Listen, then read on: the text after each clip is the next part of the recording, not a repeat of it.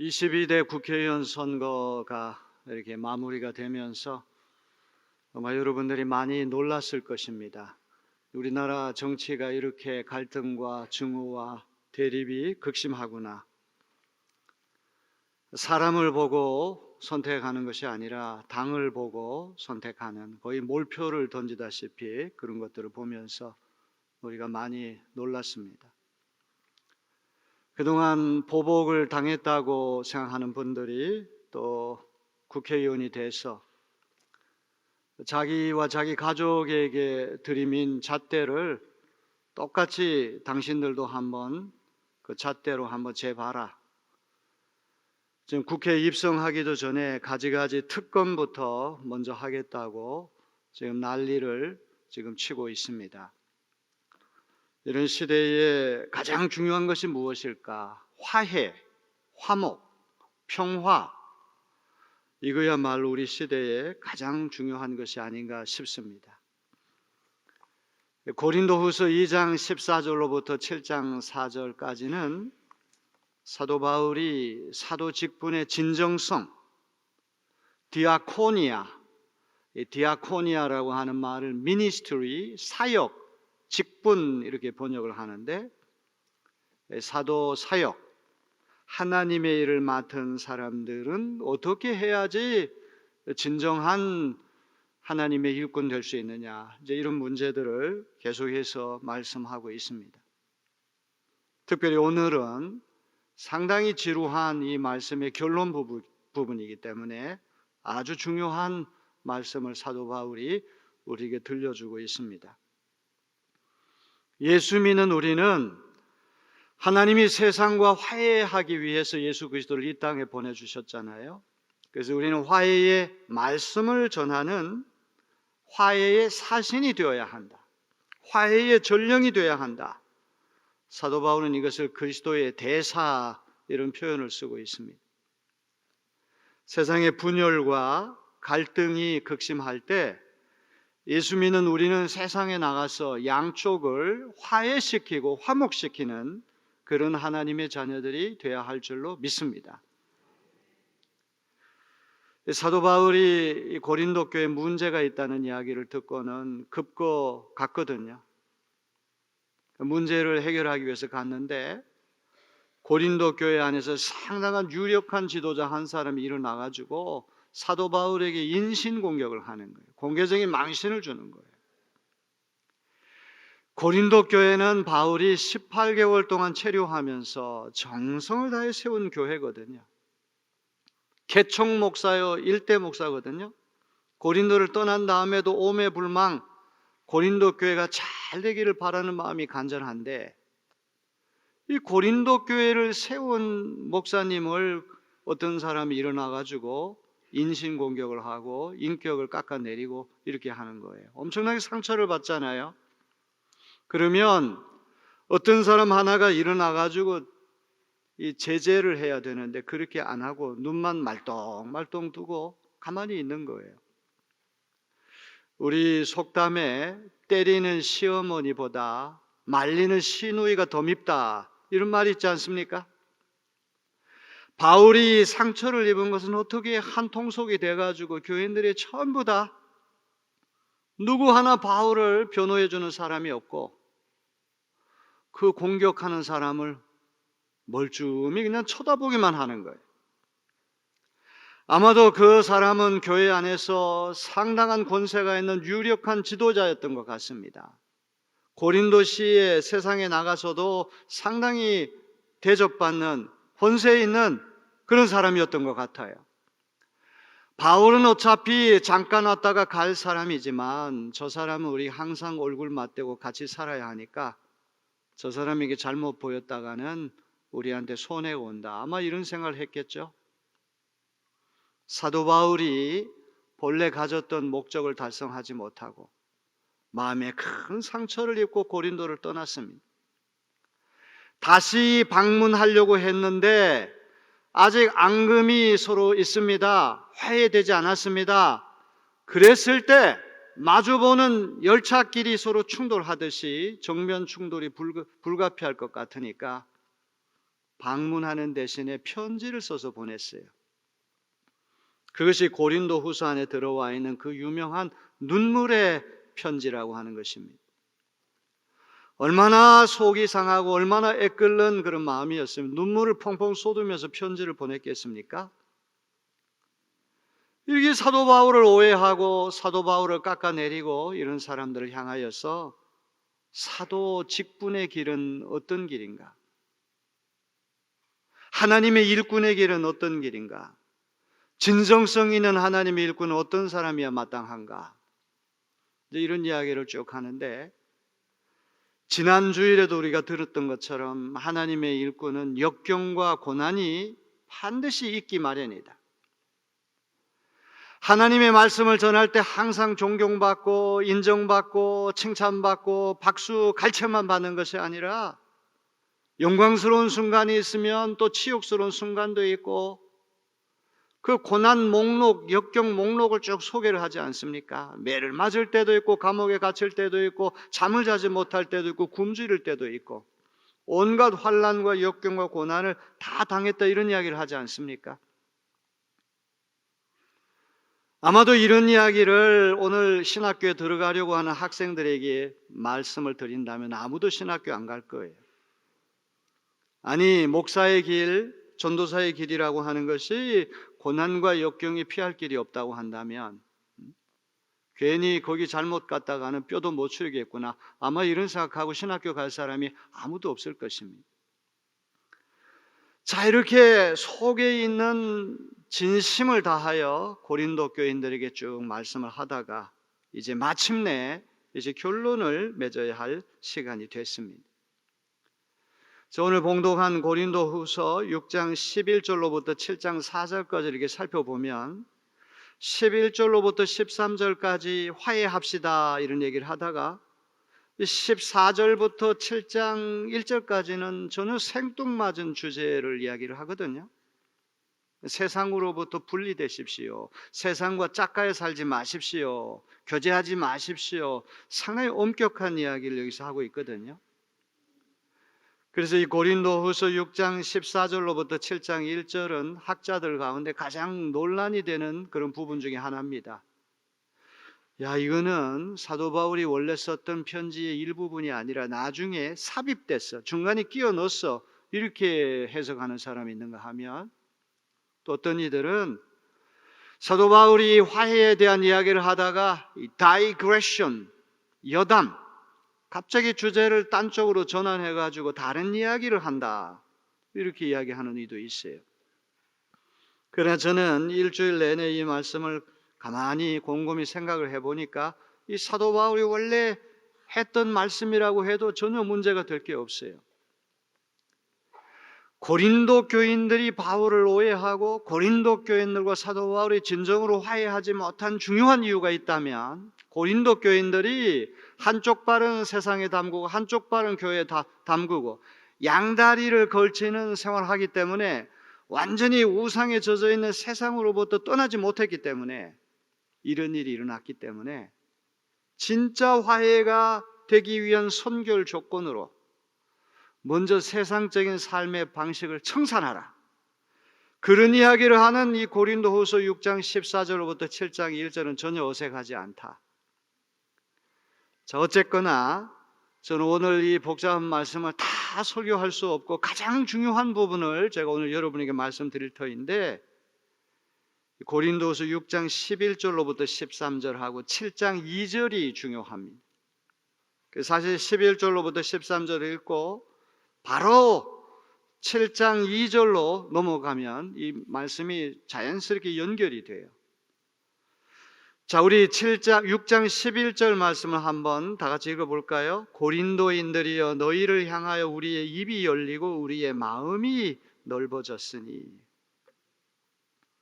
사도 바울이 고린도 교인들을 이렇게 다정하게 고린도 사람들이여 하고 이렇게 부르고 있어요.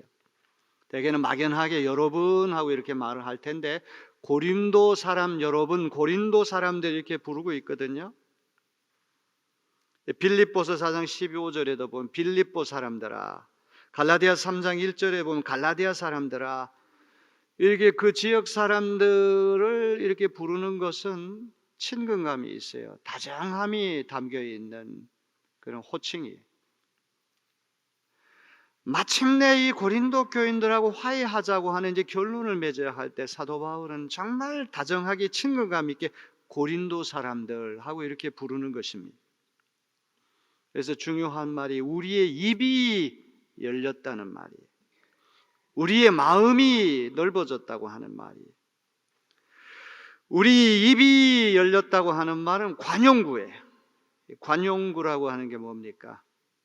어떤 사람은 귀가 얇다 이렇게 말하는 것은 귀가 얇기 때문에 하는 말이야. 남의 말을 잘 믿고 잘 받아들이는 사람 보고 귀가 얇다 이렇게 말하잖아요. 귀가 얇다라고 하는 말은 관용구예요.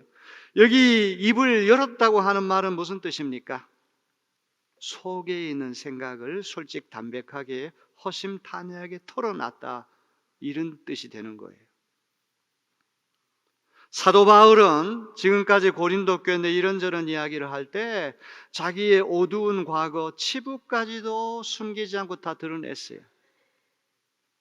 사도 바울이 사역할 때 이것도 잘 되고 저것도 잘 되고 승승장구, 가는 곳마다 인정받고 가는 곳마다 존경받고 가는 곳마다 사람들이 박수 쳤습니다. 승리했습니다. 이런 얘기만 했습니까?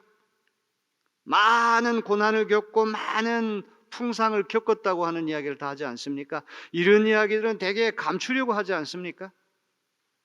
숨기려고 하지 않습니까? 입을 열었다고 하는 말은 이런 치부까지도 어두운 과거까지도 부정적인 면까지도 자기는 숨기지 않고 솔직하게 터놓고 이야기를 했다 그런 뜻입니다. 그 다음에 우리의 마음이 넓어졌다 이것은 무슨 뜻입니까? 이것도 역시 관용구죠. 이거는 마음이 아주 좁으라운 마음이 아니라 고속도로처럼 바다처럼 넓은 마음이 돼가지고 고린도인들을 다 용납할 마음의 채비, 마음의 여지를 갖게 되었다고 하는 뜻입니다. 고린도인들을 향하여 사도 바울이 입을 열었고 마음을 넓혔다는 거예요. 하나도 거짓말하지 않고 속이지 않고 자기 감추고 싶은 그런 치부까지도 어두운 과거까지도 다 솔직 담백하게 털어놓고 이야기하고 이제는 너희들의 어떤 모양까지도 다 용납하고 받아들일 만큼 마음이 바다처럼 넓어졌다 이런 이야기를 하는 것이죠. 자, 이제 12절이 중요하죠. 12절 다 같이 읽어봅니다. 너희가 우리 안에서 좁아진 것이 아니라 오직 너희 심정에서 좁아진 것이니라. 여기 열렸다는 말하고 넓어졌다는 말하고 반대되는 개념으로 좁아졌다는 말을 하거든요. 바울은 고린도인들을 향하여 입을 열었어요. 마음을 넓혔어요. 솔직하게 털어놓고 마음을 너그럽게 해가지고 고린도 교인을 용납할 준비가 다 됐는데 고린도 교인들은 거꾸로 입을 꼭 닫고 마음을 조그랗게 먹어가지고 좁아졌다는 그런 이야기를 해요. 고린도인들의 심정에서 좁아졌다는 거예요. 고린도인들이 바울과 동역자들 안에서 좁아진 것이 아니라 고린도인들 마음 깊은 곳에서 속에 있는 말을 터놓지 않고 고속도로처럼 바다처럼 넓은 마음으로 바울을 용납하려고 하는 마음이 없다는 것이죠. 입이 닫혔고 마음이 좁아졌다는 것입니다. 바울은 아무것도 억누르거나 숨긴 것 없이 자신의 속마음을 터놓고 말했고 고린도인들을 충분히 용납할 만큼 마음이 넓어졌는데 고린도 애들은 여전히 꽁 해가지고 입을 닫고 바울을 넉넉한 마음으로 받아들일 그런 마음이 없다는 그런 이야기예요. 옹색해졌다는 말이에요. 옹졸해졌다는 말이죠. 13절 다 같이 읽어봅니다. 내가 자녀에게 말하듯 하노니 보답하는 것으로 너희도 마음을 넓히라. 바울은 고린도 교인들을 향해서 입을 열었어요. 마음을 넓혔어요. 솔직하게 터놓고 이야기하고 바다처럼 넓은 마음으로 고린도 교인들을 용납하려고 작정을 했는데 고린도인들은 좁아졌어요. 그래서 아버지가 자녀들을 타이르듯이, 사도 바울이 뭐라고 타이릅니까? 보답하는 것으로 너희도 마음을 넓히라. 여기 보답한다는 말 중요해요. 고린도인들을 향하여 바울이 입을 열었고 마음을 넓혔으니 가는 정이 있으면 오는 정이 있어야 하는 것과 마찬가지로 너희도 똑같이 입을 열고 마음을 넓혀달라, 이런 부탁을 하고 있는 것입니다. 사도 바울이 솔직하게 말을 하고 관대하게 고린도 교인들을 용납할 그런 채비를 갖춘 것처럼, 이제는 거꾸로 고린도인들이 바울을 향해서 입을 열고 마음을 넓혀달라, 이런 부탁을 하고 있는 것입니다. 제가 사순절 특별 새벽기도 하면서 몇 차례 그 말씀을 드렸던 마틴 부보라고 하는 사람이 있습니다. 유대인입니다. 유대인 철학자인데 우크라이나 쪽에서 그 러시아어를 사용하는 그 지역에서 태어나고 자랐는데 이제 독일 쪽으로 가가지고 독일에서 박사학위를 받고 이스라엘 예루살렘 히브리 대학교에서 이제 가르쳤던 그런 분이에요. 수염을 길게 기르고 아주 대단한 이제 20세기에 몇 안 되는 그런 석학 중에 한 분이 마틴 부보라고 하는 분이에요. 이분은 4살 때 그 부모님이 이혼하는 바람에 할아버지 손에서 이제 자라났는데, 그 할아버지가 당대에 제일 가는 어떤 율법 학자였고 아주 그 집안이 경제적으로 엄청나게 부유한 그런 집안이었어요. 그 마틴 부보가 1923년에 쓴 책이 하나 있는데 그 책이 바로 뭐냐 하면 Ich und du, 나와 너라고 하는 책이에요. 사실 독일말로 두라고 하는 말은 아주 친한 사이에만 쓰거든요. 대개는 지라고 하는 말을 쓰죠. 지. 근데 어떤 사랑하는 연인끼리, 아주 다정한 친구끼리 쓰는 말이 두라고 하는 말인데, 이제 우리말로는 나와 너 이렇게 책 제목을 번역한 더 좋은 번역은 나와 그대라고 하는 번역이 더 좋을 것 같아요. 마틴 부보가 1923년에 썼으니까 100년 전에 쓴 책인데 여전히 그 책은 우리 시대에도 꼭 필요한 그런 말씀이 아닌가 싶어요. 사람은 일생 동안 관계성 속에 산다는 거예요. 태어날 때는 부모, 형제, 자매 관계 속에 있고, 또 학교 가면 친구들과 관계 속에 있고, 사제 관계가 있고, 회사에 가면 또 직장 동료들과 관계에 있고, 또 교회 오면 교인들과 관계. 우리는 관계를 떠나가는 살 수가 없는데, 관계에는 2가지 종류의 관계가 있다는 것. 첫째는 Ich und es, 나와 그것의 관계가 있다는 거예요. 이거는 비인격적인 관계고 사물적인 관계예요. 내가 필요해가지고 일방적으로 맺는 관계예요. 여기 마이크라고 하는 거는 비인격체죠. 사물이죠. 내가 필요해가지고 내 목적 때문에 내가 일방적으로 내가 쓰고, 이용 가치가 다하고 목적이 다하면 그냥 폐기되고 관계는 단절되고 마는 거예요. Ich und du, 나와 그대의 관계라고 하는 건 인격과 인격이 만나는 관계고, 마음과 마음이 만나는 관계고, 우리 삶의 일부분이 만나는 관계가, 삶 전체가 만나는 관계가 나와 그대의 관계라고 말씀했어요. 안타깝게도 오늘날 우리의 관계라고 하는 것은 사람과 사람이, 인격과 인격이 100% 인격과 100% 인격이 전체와 전체가 만나는 관계가 아니라 부분끼리만 만나는 나와 그것의 관계일 때가 많잖아요. 내가 필요할 때만 그 사람을 잠깐 썼다가 필요가 다 하면 그냥 버리는 관계, 폐기하는 관계, 단절하는 관계, 그런 관계가 많잖아요. 그 사람의 슬픔이나 아픔이나 상처나 어두운 부분까지 그것도 다 끌어안고 사랑해야 되는데, 얼굴이 이쁘다고 하는 이유 때문에 관계를 맺었다가 화상을 입어가지고 얼굴이 일그러지게 되면 그 관계를 폐기해버리는 관계, 그거는 나와 그대의 관계가 나와 그것의 관계가 되고 마는 거예요.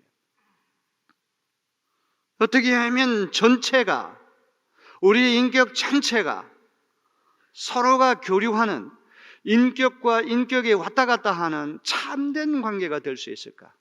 마틴 부버가 이야기하는 것이죠.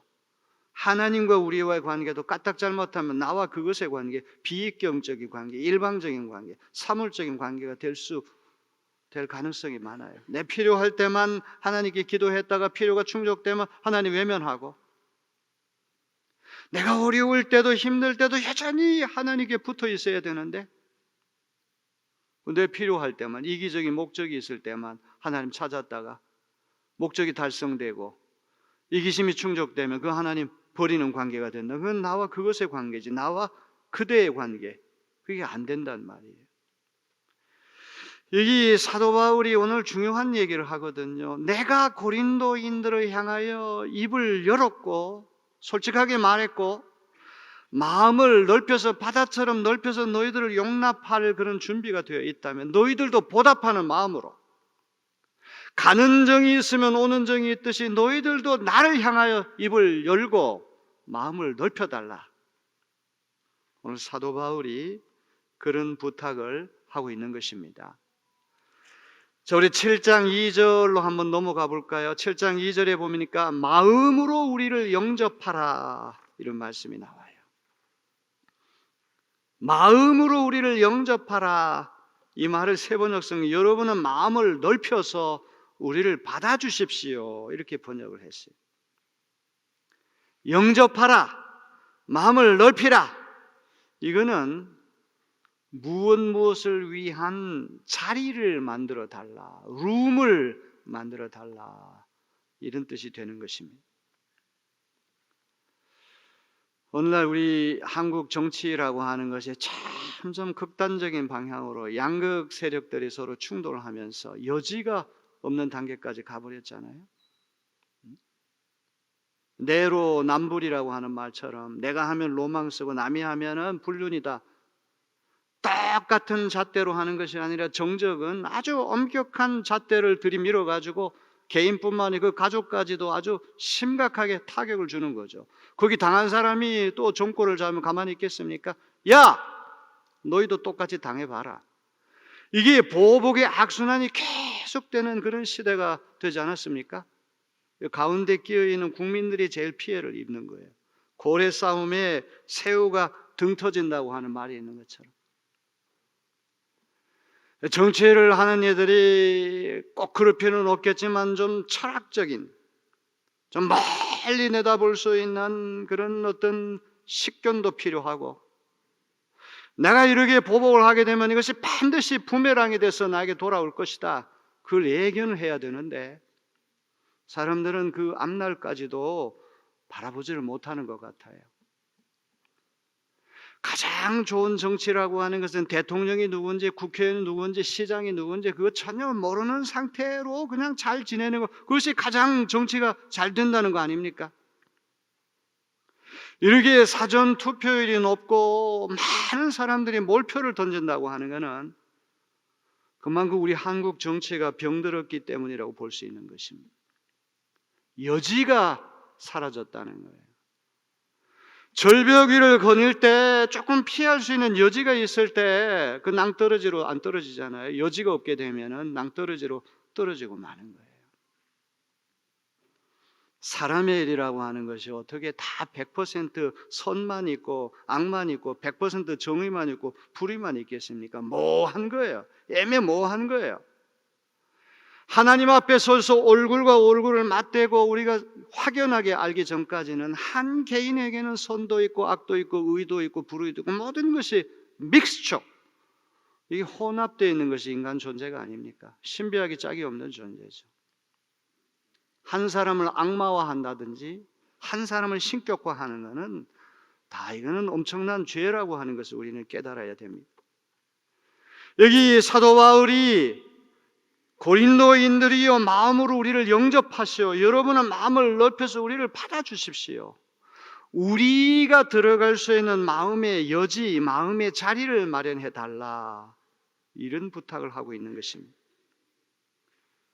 바울이 고린도인들을 향해 입을 열었고 마음을 넓힌 것처럼 이제는 고린도인들도 바울을 향해 입을 열고 마음을 넓혀달라고 하는 그런 부탁을 하고 있는 것입니다. 화해라고 하는 것, 화목이라고 하는 것, 평화라고 하는 것은 일방적인 것이 아니고 쌍방교류가 돼야 하는 것이죠. 바울이 쓰는 이 reconciliation이라고 하는 이 화해, 화목이라고 하는 이 개념은 사실 정치 외교적인 개념이고 군사적인 개념이거든요. 전쟁을 한참 하던 나라끼리 전쟁 우리 그만두고 평화롭게 지냅시다. 화친 조약을 맺읍시다. 평화 조약을 맺읍시다. 이게 정치 외교적인 군사적인 용어를 사도 바울의 신학적인 용어로 지금 쓰고 있는 거예요. 화친 조약이라고 하는 것은 일방적으로 되는 게 아니죠. 쌍방이 다 함께 동의해야 되는 것입니다. 양쪽이 다 앙금을 가라앉혀야 됩니다. 그러기 위해서 중요한 것이 입을 열고 솔직하게, 담백하게, 허심탄회하게 속마음을 털어놓을 수 있어야 됩니다. 서로가 바다처럼 마음을 넓혀야 합니다. 여러분 이거 한번 생각해 보세요. 마음은 넓어졌는데 입이 열리지 않아요. 마음은 상대편을 받아들일 준비가 되는데 입을 꽁 닫고 입이 열리지 않게 된 자기가 힘들게 되는 것이죠. 반대로 마음이 아직 넓어지지 않았어요. 그런데 입부터 먼저 열리게 되면 상대편이 상처를 받게 되어 있는 거예요. 입이 열리고 마음이 넓혀지는 것이 같이 가야 되는 거예요. 그럴 때 거기서 진정한 화해, 진정한 화목, 진정한 평화 이것이 이루어질 수 있다고 하는 것을 우리 기억해야 됩니다. 세상의 정치가 이렇게 갈등과 증오와 대립 이것이 극심한 그런 세상이 있다고 한다면 예수 믿는 우리는 좀 다르게 살아야 되지 않겠습니까? 예수 믿는 국회의원은 좀 달라야 되지 않겠습니까? 어떻게 상대편 정당이 하는 게 다 항상 틀릴 수만 있습니까? 잘하는 것도 있을 거 아니에요. 협조해야 될 거 아닙니까? 그러기 위해서는 우리 예수 믿는 우리부터 입을 열고 마음을 넓힐 수 있는 하나님의 자녀들 되시기를 주님의 이름으로 기원합니다. 이게 뭐 적용이라고 하는 것이 복잡한 거 아닙니다. 오늘 교회 오기 전에 부부싸움 한 그런 가정이 있으면 입을 열고 마음을 넓히시길 바랍니다. 입을 연다고 하는 말은 관용구라고, 귀가 얇다고 하는 말은 귀가 얇아서 하는 말, 남의 말 잘 듣는 거를 귀가 얇다는 표현을 쓰는데 입을 열었다고 하는 말은 꽁꽁 감추고 꽁 해가지고 옹색하게 마음의 문을 폐쇄적으로 그렇게 닫는 사람이 아니라 속에 있는 진정성이 있는 말을 터놓고 할 수 있는 걸 얘기해요. 마음을 넓힌다고 하는 말은 상대편을 받아들일 수 있는 마음의 여지를 만들어 놓는 거예요. 그래서 오늘 예배 끝나고 돌아가는 그 시간에 화해하시길 바랍니다. 우리 교회는 뭐 부부싸움 하는 분들이 거의 없는 것 같아요. 이제 미국에서 제가 목회할 때 이민 목회 참 어려운데 교회 올 때부터 차 안에 운전하고서 부부끼리 서로 싸움박질 하다가 또 이제 은혜 받고 또 차 타고 가면서도 싸움박질해요. 이게 뭐 자동차 운전을 할 때 이게 아내하고 딸까지 이제 여자가 둘 타는데 이 내비게이터도 여자 목소리가 많이 나. 뭐 어느 쪽으로 가라 어느 쪽으로 가라. 그 내비게이터 말 듣고 가려고 그러는데 또 와이프는 또 이쪽으로 가라고 그래. 또 뒤에 탄 또 딸은 또 저쪽으로 가래. 여자 셋이 이리 가라 저리 가라 그러니 그게 살 수가 있겠습니까? 그리고 운전하다가 이제 다투고 운전하다가 이제 화를 내고 그런 경우 많잖아요. 여러분 우리가 옹색하고 옹졸한 마음을 가지면 안 됩니다. 입을 열라고 하는 말은 허심탄회하게 솔직하게. 세상이 그렇더라고요. 저 사람 무서운 사람인데 바늘로 찔러도 피 한 방울 나오지 않을 사람. 그래서 마음의 문을 닫고 있으면 안 돼요. 그럼 무서운 사람도 가서 얘기를 해보면 다 대화가 돼요. 이상하게. 제가 미국에서 공부할 때 어떤 교수님이 얼마나 엄격한지 몰라요. 아주 겁이 날 정도 아주 쌀쌀맞은 분이에요. 입도 뻥끗 못할 분처럼 느껴져요. 그런데 뭔가 힘든 일이 있어 그 선생님 찾아가가지고 솔직하게 얘기했더니 알고 보니 선생님이 그런 분이 아니야. 오히려 더 아주 화끈하게 그 문제를 잘 해결해 주시는 그런 선생님인 것을 알게 되는 거예요. 입을 열어야 합니다. 마음을 넓혀야 합니다. 오늘 우리 내리교인들이 그런 은혜가 있게 되기를 주님의 이름으로 축원합니다.